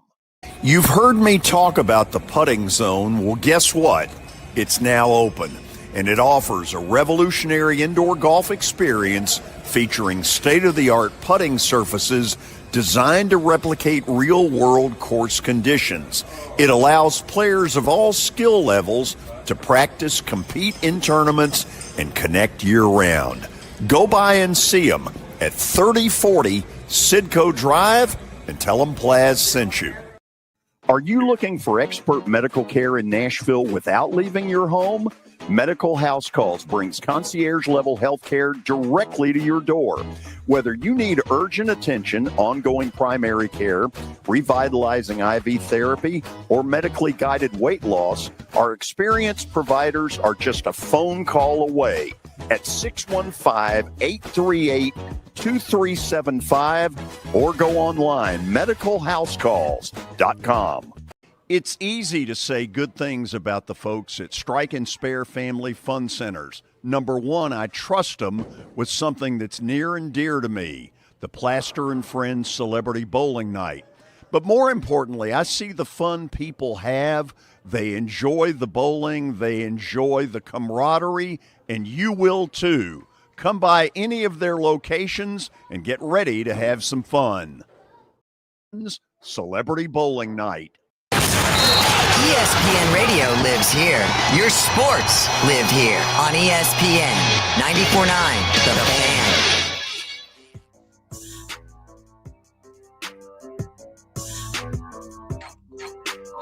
We are in Franklin, Tennessee at, ironically, what is the Battle of Nashville. 16 high schools competing over a 3-day period in what has suddenly become a very popular tournament. They got a good crowd in here. And at the end, somebody will be crowned a champion, and they'll move on with all their regular season play. Looking at the computer, I think we've got a couple of lines that are open, and I guess that's true at 615-759-9949. Tony in Nolensville, get us started. Hello, gentlemen. Hello, guys, and Happy New Year. It's going to be coming up on us, and just hope everybody still is having some happy holidays. So, George, I'm going to cover 3 or 4 things here. First of all, I've been keeping up. I enjoy keeping up with y'all's picks throughout the year on the George Plaster underdog picks. And there's this guy who's been in dead last, and I think he's on the show, named Kelly Holcomb. And yeah, that's right. Tell us, Tony. Tell us. And he's making this charge, and I am pulling for him tomorrow. If he pulls it out and the general loses his, the way I've got it configured, I believe Kelly Holcomb might be wearing that crown. Help us, Kelly. Who are your wins so far? I don't even know. I can't even remember. I just know that Coach that Al Dorsey told me that because I hadn't even been paying attention. I was so far out of the competition.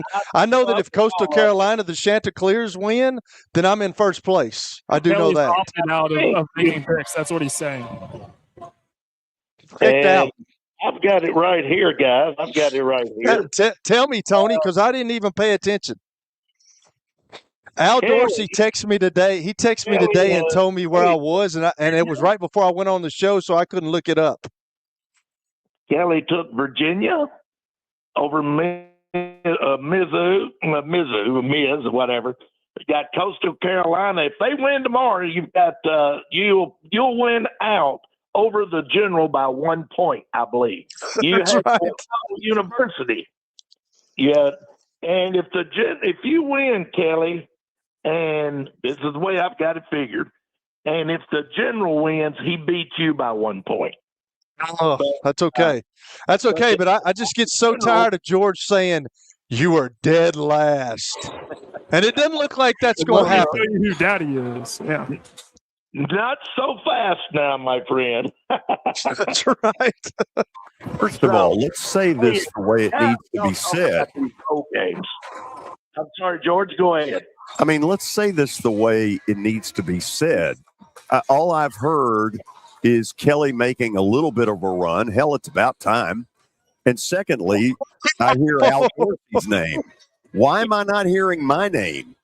Nobody cares about you, George. You're out of it. Really pulling for you. I knew you were going to take charge of it, and I think you have already gone 0 for 3. No, that is absolutely not true. It's not. No. And let me say this, guys. Y'all done always talking about the bowl games not mattering. We've also done, but Kelly, the team, one of them that you picked to win, Ohio University. Did any of y'all see that game and the quarterback on one of the drives? He had his mouth busted, he had his nose busted, and his left cheek was cut.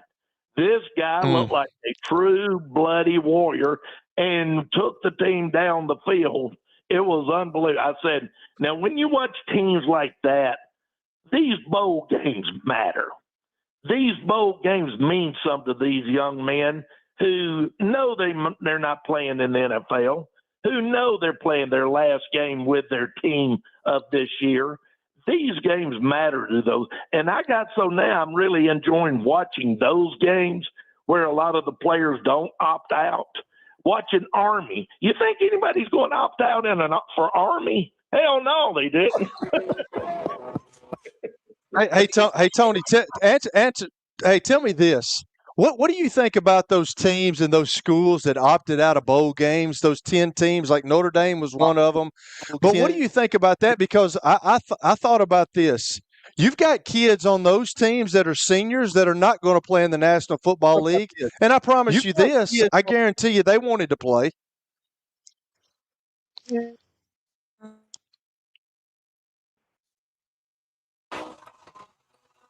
we lose Tony? Did we lose him? I can't hear him. I can't hear. I mean, I can barely hear in the gym anyway. Well, Kelly, I hear what you're saying. Can you hear me, guys? We got you. There you go. Okay.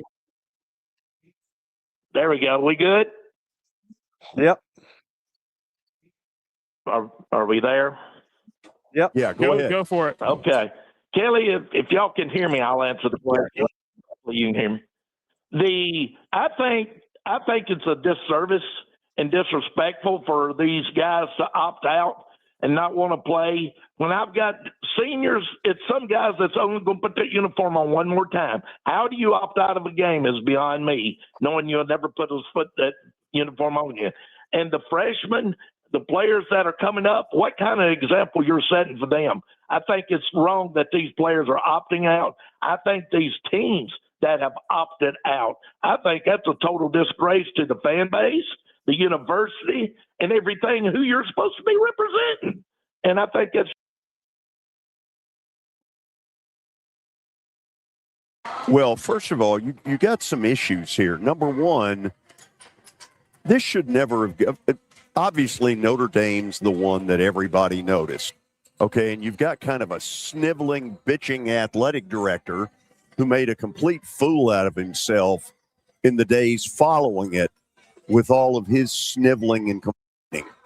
Secondly, Marcus Freeman, and I like Marcus Freeman, but Marcus Freeman should have stood up in that locker room and said, this isn't a democracy. This is a junta. I'm in charge. We're going to the bowl. And if you're not coming, then fine. We'll get you off scholarship. which I'm surprised he didn't do in the first place.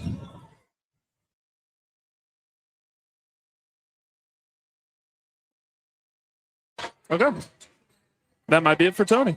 Okay, let's go to Eric on line 2. Eric, welcome into the show.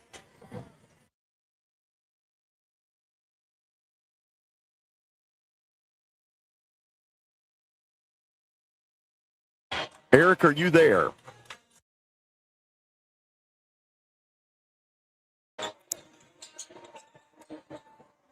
Okay, apparently that may not be happening. I don't know what's going on. Well, I wanted to follow up on something Tony said about teams opting out. I'm a little bit more sympathetic towards teams like Iowa State and Kansas State, who their coaches left at a very weird time, and Kansas State's coach retired. So I'm a little bit more sympathetic towards them, but Notre Dame I have no sympathy for. And also, did y'all see that Eli Stowers is not going to play versus Iowa? I did. How do y'all feel about that? Disappointed. I think every school's got it. Tennessee's got a bunch of them that aren't playing tomorrow. Unfortunately, this is now the norm in college football, and it begs the question, why don't schools protect themselves and put language in the deal that says, look, if we're going to pay you well, you're going to play when we damn well decide we're going to a bowl. And if you can't do that, then don't accept this deal. I think it's what Coach Cutcliffe talked about. He talked about it the other day. You owe it. You owe it to your team. You've played with them all year. Vanderbilt had the best year that they've ever had in football. And you've got Diego Pavia playing. I understand that you're going to the National Football League, and we've talked about tight ends earlier in the broadcast. You're going to be one of those guys, but hey, you owe it to the guys that you fought with this year. You won 10 games this year. You were in meetings with them. You were in early morning workouts with them. You went to training camp with them. You hung out with them. Y'all lived together. You went out to eat together. You went to the movies together. You have a life with those guys. I think, you owe those guys to play. And I just don't think that young men are viewing it that way anymore. I would hate, if I was in that situation, I would hate to look the guys that I played with for 12 games of the year, look them in the eye and say, hey, I don't think it's worth it to me, man. But the thing about it is the locker room will look at him and say, hey, he may have a long NFL career. I don't blame him. That's what guys in the locker room are saying. Now, maybe not all of them, but that's what a lot of them are saying. So I couldn't look my teammates in the eyes and tell them, hey, guys, I'm not doing this because I'm getting ready for the NFL draft. I just couldn't do it. You do wonder if internally there's ever a scenario where a player confronts another player and says, what gives here? Well, George, I've said this before. Back in the day that I played, if you were doing something bad and you were costing a team to lose a game, or you were costing us to run, or you were doing something, you were going to get punched in your mouth. That's just the way it was. You were going to get confronted, and then if you gave your little smart aleck answer and you were smart about it, you were going to get punched. And there were a bunch of guys that were going to punch you. You were going to get fought. They don't do that anymore. It's gone. That policing of the locker room by yourself is gone. And that's why I said that the guys in the locker room, I guarantee you, they don't, in today's world, they don't blame Eli Stowers for doing it. They say, hey, well, he's probably going to have a long NFL career, where you got a guy that is going to suit it up for the last time in this bowl game, knows he's not going to get considered to play in the NFL. And it's where things are going now, and I don't like it. Kelly, can you tell me if I'm thinking old school on this, but when you sign up to play football, you understand the risk of getting injured. I mean, it's literally Correct. football. You can assault somebody and it's okay. You can get injured training for the draft. You can get injured training for the combine. Heck, I could pull my hamstring walking up the stairs right now. So you run that risk anyway. It's football. Right. Is that old school of me to think that way? No, absolutely. You're absolutely right. Guys get injured doing anything, but the heart of the guys nowadays, and now it's crept its way into the college level about the NIL stuff, and everybody's trying to make a brand for themselves. They're trying to be their own brand, and I love to compete.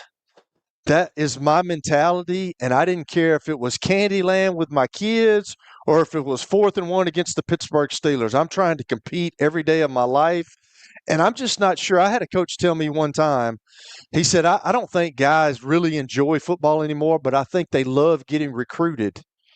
Think about that. I think he's absolutely right about that. I'm not sure, like, when the times get tough, and Tony just talked about it, the kid from Ohio. How many of these big high-profile guys that are going to that National Football League would have done what he did and stayed in the game to try to win that game for the University of Ohio? And the reason that I didn't watch that game was because their coach got let go, and I'm like, I have no shot at that game. I have no shot at the Ohio Bobcats, and guess what? They won because of a kid like that. Yeah. Let me ask one thing, and then we'll go back to Tony, because whatever was going on, it sounds like we've got fixed. For the players at the highest level, isn't that why you have the Lloyds of London insurance policies, is to guarantee that if the player at the highest level gets hurt, he's not left just holding the bag. Correct. And they were talking about that. My dad talked to a guy about that when I was coming out, and obviously I wasn't a high profile guy, but that is one of the things that you think about. But like, if you're worried about that, like, football is a physical, violent sport, and the way that they're trying to treat it now with all these flags and stuff, it's still going to be that way. And just like Parker said, we know what we're getting ourselves into. And I hear all these guys saying nowadays, because I had 8 concussions, and I hope it doesn't mess. I'm trying to do some things health-wise, like y'all were messing with me with telomeres the other day. Lengthening the telomeres, baby. Yeah, exactly. But like, I'm trying to help myself because I want to live a long life. And I did some things in football that I wish I would not have done. But if I had it to go back and do it all over again, I would do the exact same thing. I would go back because I enjoyed every aspect of the game. I miss my teammates. I miss being in a locker room. I hated practice, but I wish I could go back and practice one more day. I wish I could go back and play again, but I understand that we all have a certain amount of time in that game that we, and I was fortunate that I got to play it for a majority of my life. And that's, I made a good living doing that. But like, I just don't know where it is nowadays. And they're trying to take things out of the game, but we understand what we sign up for. And if you're asking me, I would do it all over again. Kelly, this is a show for football people, baby. Let me go back to Tony and see if we can get him back on. Tony, are you there? I'm here, George. Is the band back together? The band is together. I love it. We're back together. Guys, I've been able to listen on YouTube what y'all were talking about. And Kelly, you and I, and like I think we all agree, is you've got to put that uniform on, and how you back out of these games and these teams backing out of them. It's just, I couldn't do it. If I got to that stage, I'm playing. So, before the interruption, George, I was going to say this weekend I saw one of the players, former player Mike Wright at Vanderbilt, who now plays for East Carolina. He's not the greatest quarterback by no means, but this year, they talked about this year alone, he's played cornerback, quarterback, punted, and played receiver. So that's a guy that loves, even though he didn't pan out Vanderbilt, this is a guy that loves football. He's a football player, and he wants to get on the field, and he wants to compete. So when I saw that, you see players like that wanting to play and try to do something, and then you got these others that are opting out. And guys, last thing is, two things, and I'll be quick on this. Number one, I was hoping Bandy was going to play in the Citrus Bowl, but when they put Texas in there, I realized immediately the Spurrier statement come to fruition that you can't spell citrus without UT. So that's how Texas ended up in the Citrus Bowl. Well said. Tony, thank you. And one last thing, I do want to ask you guys this. This was the greatest thing I saw from the Ole Miss game. With LSU, with Ole Miss winning, LSU paid Kiffin a bonus of $250,000. Is that for each round Ole Miss advances? He's going to get $250,000, or was it a one-time thing? If y'all know that, so I'll let y'all maybe answer that.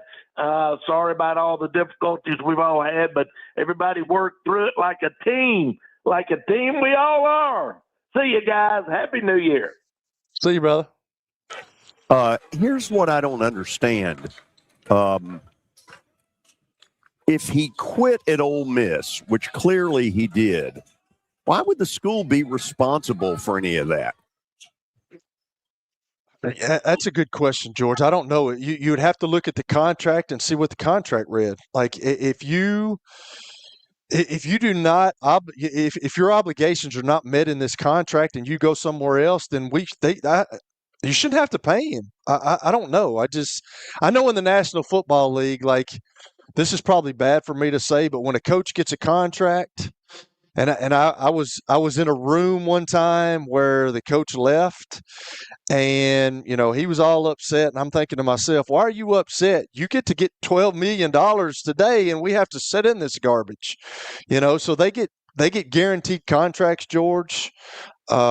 That's just the way it is. But I would think as a school, and especially nowadays with what just happened with Lane Kiffin or with some of these coaches that leave, you have to protect yourself if you're a school and say, hey, if you do not meet the criteria and the obligations of this contract and you leave early, we don't have to pay you. Okay, we're going to go to the break on that, and then I'm going to ask Tyron and Brentwood to hang with us. Eric, if you're there, and I think you are, you will be up first.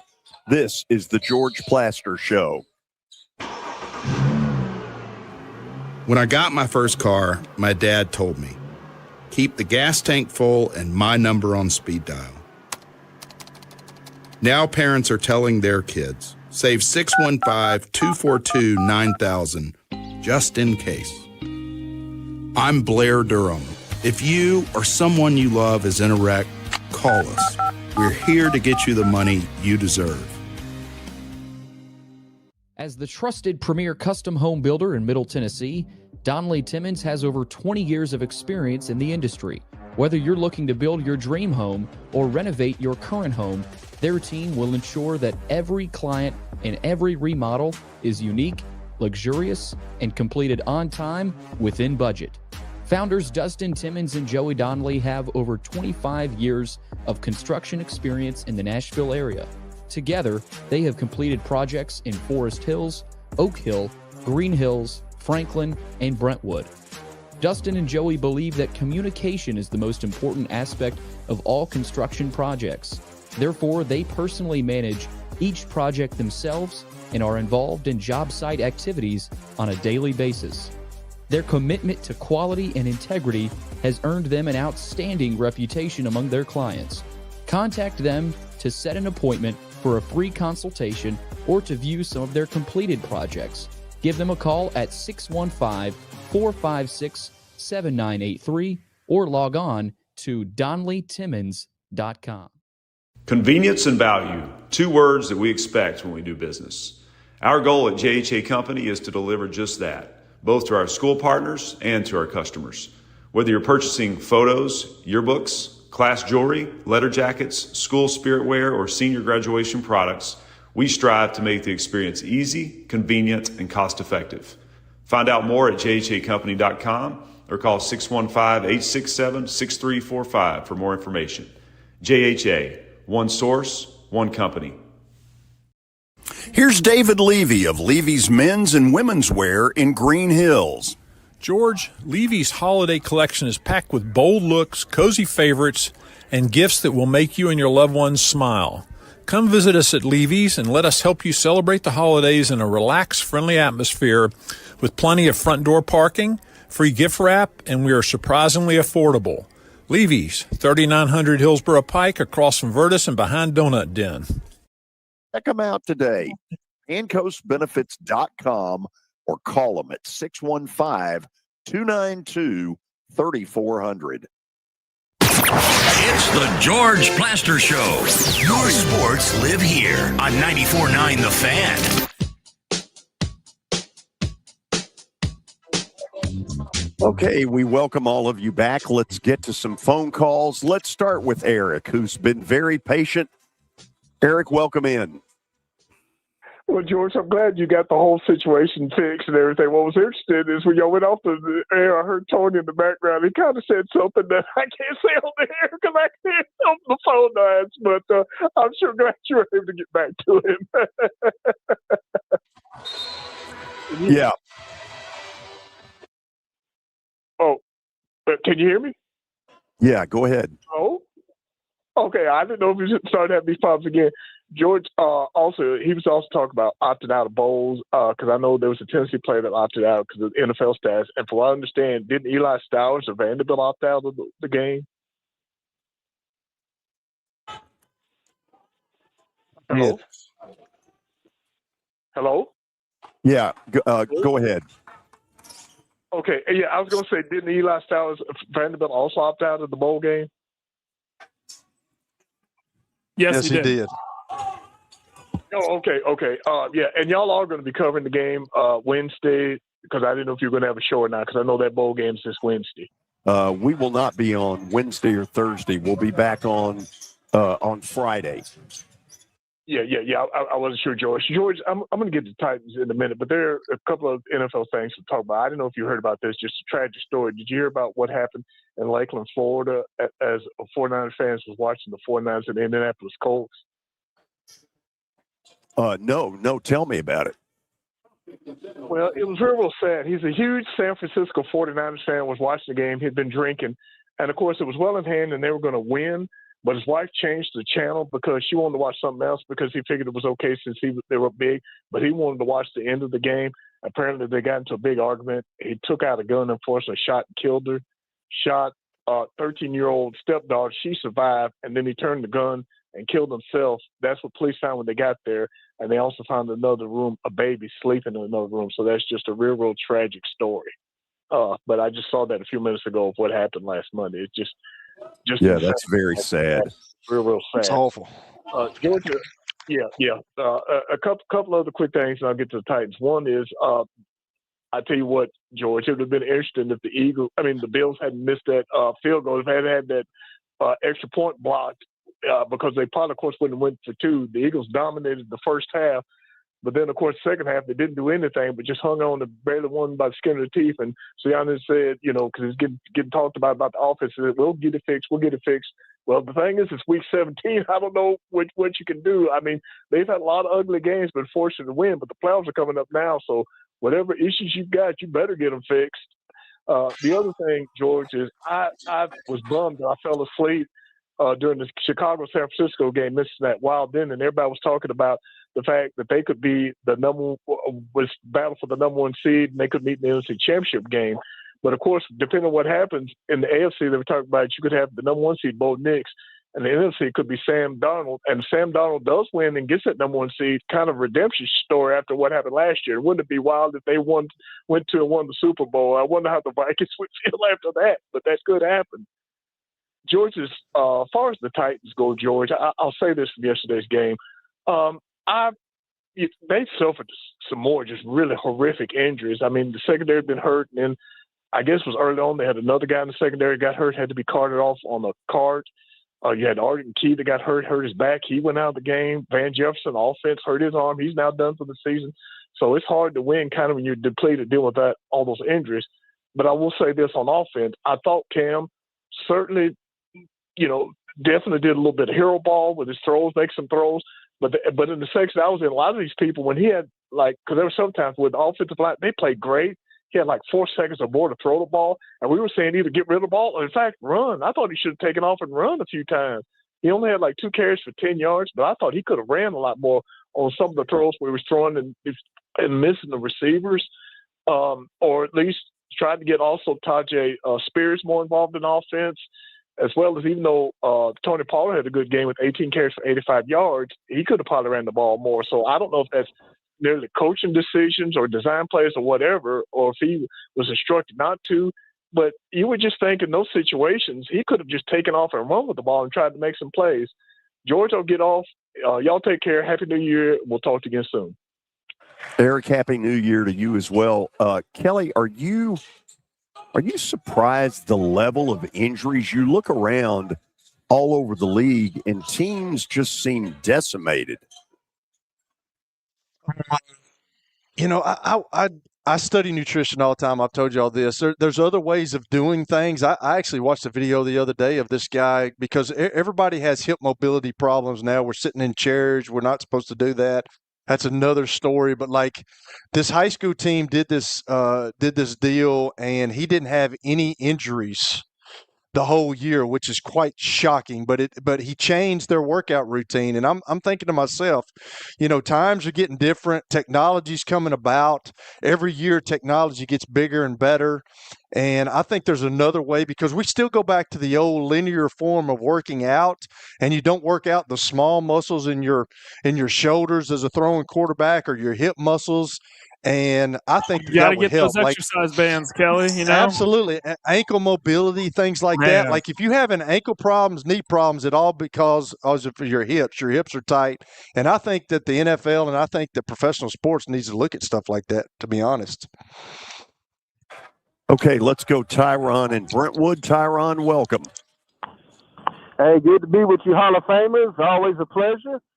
Yes, sir. I tell you, man, I tell you, as a Herbert Harbaugh fan, it's just astounding how they find ways to just gag games. And I know, you know, their line is makeshift, been like that all year, but they could have won that game the other day. I mean, the interception where the tight end doesn't make the catch, goes off his fingertips. Dicker, the kicker, had a surprisingly bad day. But I still believe in him, man. And I tell you, I got to give Herbert his due, man. This guy is country cornbread tough, man. This guy's been sacked 54 times this year, man. He is built to get sacked 5 or 6 times, Kelly and George, every game, and still have a chance for them to win in the end. That's why I can't count the Chargers out. I think they're going to make a run, and people can think I'm crazy, but I think they're so close if they quit with the stupid mental errors and just play Charger football. I think they're going to make this AFC interesting. I'm going to call the shot right now because I like to get ahead of things. I don't like to be a bandwagon. I think Chargers New England is going to be the AFC title game. And I think Herbert's going to have a breakout playoff run. And I'm going to tell you right now, if he pulls this off with the 2 all-pro tackles gone, the makeshift offensive line, man, that guy, look out, because that guy's going to be a legend. He is the next big thing to me. He is phenomenal, man. I mean, watching him play is a thing of beauty. I'm a former Tom Brady fan, and let me tell you, I love Herbert as equally as I love Tom. But I'm going to tell you something else, too. Red Henry, John Harbaugh, I hope you learned your lesson. You better ride King Henry the rest of the year. You need to run that man 30 to 35 times. I don't care if Lamar plays. I don't care if he doesn't. Derrick Henry is your ticket to do whatever you're going to do in the playoffs. Because that guy, I don't care if he fumbles here or there. You give him the ball 30, 35 times, George and Kelly, you can't stop him, man. He's a freaking freight train. There's no stopping that bowling ball, man. So I think Baltimore's going to kill the Steelers this week. And, you know, Harbaugh brothers, they're about to upset the apple cart in the AFC, gentlemen. What say you? That was man, great. If I got Derrick Henry on my team, I'm gonna give it to him 40 times a game too. It takes the pressure off me. I'm loving it. Man, forget the air raid. I'm turning around and handing that thing off. You know, yeah, I'll watch him. It was really weird to watch because it appeared that what he was doing was the same as like if you sent a helicopter up over the stadium and said, "Offensive coordinator, you idiot, here I am." Now, he never said anything, but his performance said it for him. Chargers, I can't figure them out. I know they got a lot of injuries, but, you know, they came out flatter than a pancake against Houston. Man, that pass defense was terrible. 14-0 before you could say, and the home of the free and the brave. Clay, final phone call. Tyron, thank you. Clay, I got 2 minutes. Go. George, it helps if you're traveling and you can't hear the show and can't hear the phone number if you remember the right phone number. I was dialing the wrong number. That's okay. What show did you end up talking to? I actually got a voicemail. Anyway, I'm about 70 miles from Atlanta. I'm headed down to Tampa. I'm going to be spending the night, in South Georgia somewhere tonight. But, yeah, I think this game, guys, pretty much comes down to Iowa's got a really good defense. So I think the game really comes down to, can Vanderbilt score points the way they scored on some people against Iowa's defense? Because what I've seen or heard about Iowa's offense, they don't really scare me that much. I don't see that they have that much of a passing game, so maybe that helps Vanderbilt's defense a little bit since they've been a little shaky at time, although they've played better lately. But I pray to God that it's just all about football and Diego doesn't make any negative news down there, please. Yeah, let's hope so.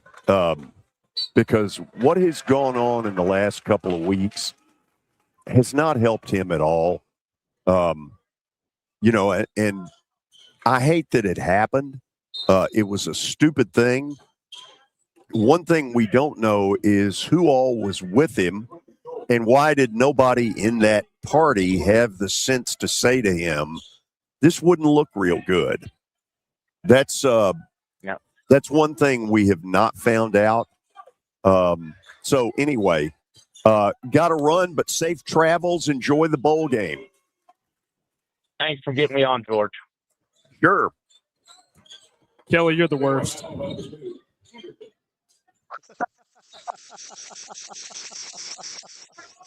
Hater.